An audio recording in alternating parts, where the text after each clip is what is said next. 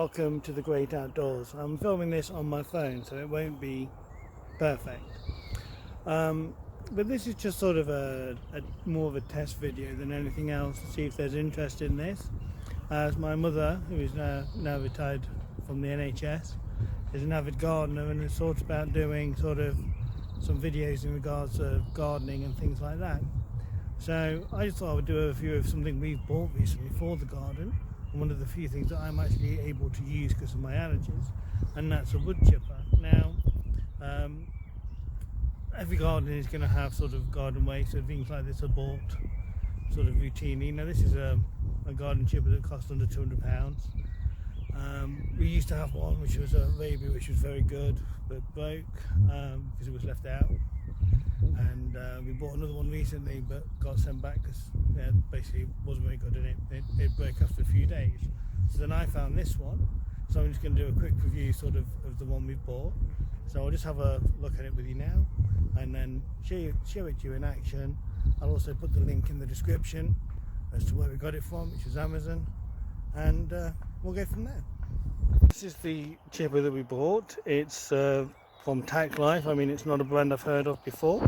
One of the nice things about it is it comes with its own bucket, which I know you're thinking isn't that big, but you'd be surprised how much it does hold. All in all, it's a fairly reasonable construction. You just have to put sort of the legs and the bottom bit together, and then bolt the bottom bit onto the main unit. That bit's a bit tricky because you have to wedge it in to get it close enough to screw in, but after that it's fine. And here at the back you've got your standard on-off switch, which is better than sort of the disc ones that you normally find on these things, along with a reset button which comes in quite handy. So that's pretty much the outside. On the top you've got the feeding holes here which go down to the blade. Now, in some of the reviews some people complained about these, but I found them more than adequate, and the idea is, I would imagine anyway, certainly, to make sure you don't put anything too big through it. And for what we've been using it for, it's been perfectly fine. So provided you're not trying to, chop up an entire tree, then it's going to be more than adequate. So, and the nice thing about it is as well, with some of the others, when you open and close the front, you have to sort of get everything lined up. With this one, you just pull it forward and then start screwing the screw here back together, and it comes, it just screws itself in straight away. I'll just show you the inside. This takes a minute. So it is quite a good screw. Obviously, if you are going to be doing anything like this, do make sure you wear the appropriate safety equipment, so glasses and gloves. So inside, looking down, there's the blade.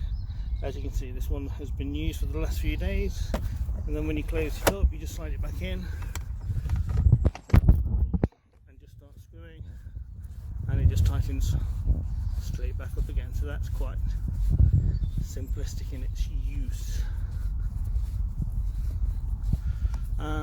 Sort of as for putting things in it, it'll take small bits. It'll take some, obviously you like your normal size stuff as well. Things like brambles and that go through it as well quite nicely. It does cut them up as well. It just leaves the leaves. And this is sort of the kind of size stuff that we're putting through it.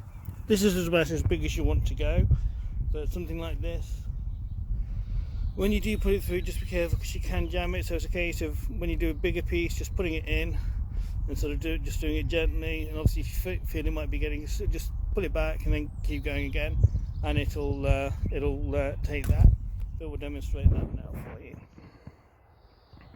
So what we're going to do now is just put some stuff through it, and you can see how fairly easy it is to operate. One of the nice things about it is it's just a straight switch on. It is quite quiet once it's up and running. Obviously when you're putting stuff through it, it's just a little bit noisier, but here we go.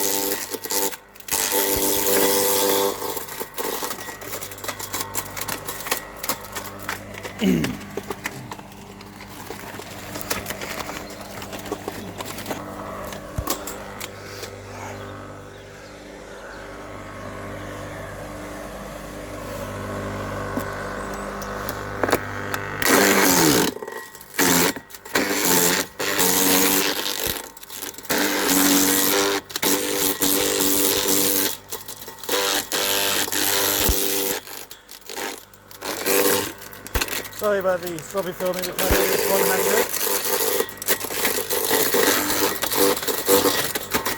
Obviously keep your hands outside the rubber flaps.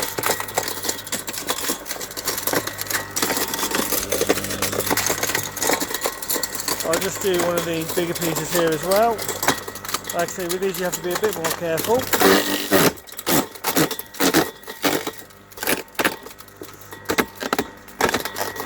As you can see, that's taking that down quite a way, so I'll do the rest of that one later. But as you can see, most things have not been a problem. You do get this with it as well, so if there's bits stuck in there you can give them a bit of a push down.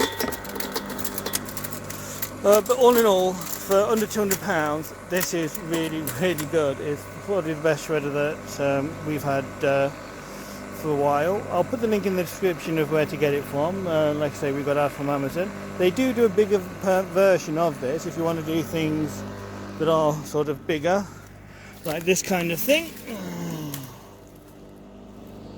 But obviously this is too small for that. So there are sort of different size options. I know that one wasn't available when we ordered this.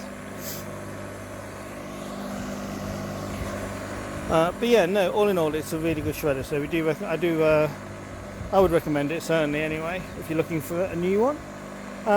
It would be really helpful if you do watch this video, if you could give it a like, just so I can see how many people are looking at it, so I can see obviously if like gardening videos would be something that people would be interested in. You can also drop a comment below. I know this isn't very gardeny, but I'm not very green fingered. Like I say, it's my mum that's thinking of doing some tips and things, because she's been doing a lot of work in the garden recently. Yeah, so just I suppose a few tips as well, just for when you are using it. Like I say, with the bigger chunks you do have to just go that little bit slower. It can get blocked by sort of small chips in there that get stuck, but what you'll find is it's not doing it at the moment, but sometimes if you've been doing a lot, you'll hear some bits in it chinging about. If you just wait for those to clear, and then that shouldn't block it when you restart it. Again, if you do find something has blocked it, you can sort of just switch it off, because sometimes it will free itself as it's trying to spin around. Press the reset button and press start again, but obviously if it's still not going, then you'll have to take the front off and just clear that. And one other thing, what you can find is sometimes stuff gets a little bit stuck up here. So once it's off, just give your hand a rub there, and if there's any excess, that'll come out. But there we go. This is the beast. And the tip is to always make sure that these rubber flaps are on the inside, because that's what's going to stop stuff coming back up and hitting you in the face. So that's very important. And another one, when we did first get it, and we plugged it in and it didn't work, so we thought there could be an issue, and we may bought yet another one that wasn't very good, but actually it was just the fact that the blades needed a slight adjustment. I don't know if that was just this one or whether it's a travel thing, but obviously if you find you do order one, just check your blades are in incorrectly, and then obviously you should be all set to go. So this is what I mean when you can hear bits thinking about after you've done something. It's just doing it now. So just let those clear, which you will do in a few moments, and then just if you need to stop it to get some more to put through it, and then you can carry on and it shouldn't block the blade. There we go. So that should be pretty much done now. And what you end up with afterwards is this sort of stuff, which is really good, and then obviously you can use that anywhere in your garden. And here's some more that we've already done as well. So it does make a good job of it. Well, thank you for watching, and we'll catch you next time. Jet plane headed up to the sky, spread wings and